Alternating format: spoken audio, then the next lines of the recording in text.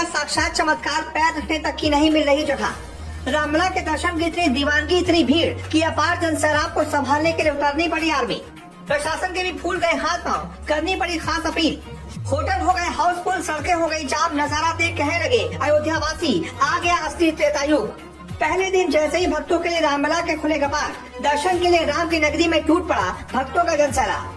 आधी रात 12 बजे से लग गई थी कई किलोमीटर लंबी लाइन। देश के कोने कोने से पहुंचे लाखों राम भक्त, टूट गए अब तक के सभी रिकॉर्ड। जी, रामलला की प्राण प्रतिष्ठा के बाद अयोध्या में भक्तों का सैलाब आ गया है, सुनामी आ गई है।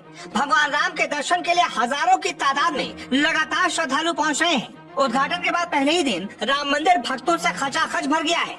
बस यूँ समझ लीजिए कि पैर रखने तक की जगह नहीं है। भीड़ इतनी ज्यादा बढ़ गई कि मंदिर प्रबंधन को उन्हें संभालने में दिक्कतों का सामना करना पड़ रहा है। श्रद्धालुओं की भारी भीड़ को देखते हुए बाराबंकी पुलिस ने श्रद्धालुओं से आगे न जाने की अपील की है। आपको बता दें, अयोध्या से बाराबंकी की दूरी करीब 100 किलोमीटर है। पुलिस लोगों से इसके आगे न जाने की अपील कर रही है। अयोध्या धाम में श्रद्धालुओं की संख्या अधिक होने के कारण सभी वाहनों का मार्ग परिवर्तित कर दिया गया है।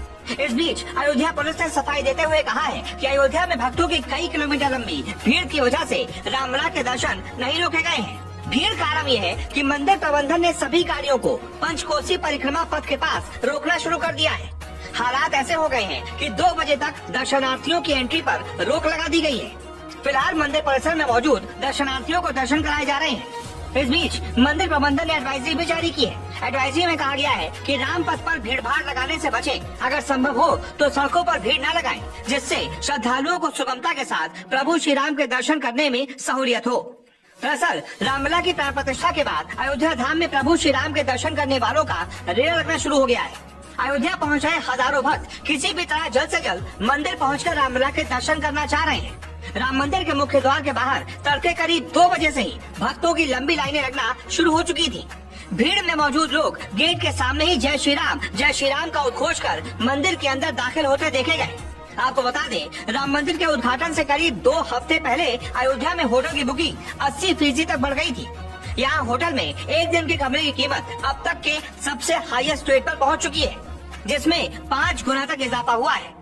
कुछ लग्जरी कमरों का किराया तो 1 लाख रुपए तक पहुंच चुका है। खास बात यह है कि किराए में इतना इजाफा होने के बाद भी होटल की बुकिंग में हर दिन बढ़ोतरी हो रही है। खास तौर से प्राण प्रतिष्ठा के बाद से तो तमाम लोग दूर दराज से अयोध्या पहुंच रहे हैं। कोई परिवार के साथ पहुंच रहा है तो कोई अकेले ही भगवान रामलला के दर्शन करने के लिए अयोध्या पहुंच रहा है। इसी वजह से भी होटल की बुकिंग में भी बम्पर बढ़ोतरी देखी गई है और सड़कों पर कई किलोमीटर लंबी लाइनें लगना शुरू हो चुकी है। खबर तो ये भी आ रही है कि काफी देर तक मंदिर में दर्शन भी रोक दिए गए थे, लेकिन इसके बाद पुलिस ने कहा कि भीड़ की वजह से दर्शन नहीं रोके गए, उसके पीछे की वजह कुछ और थी।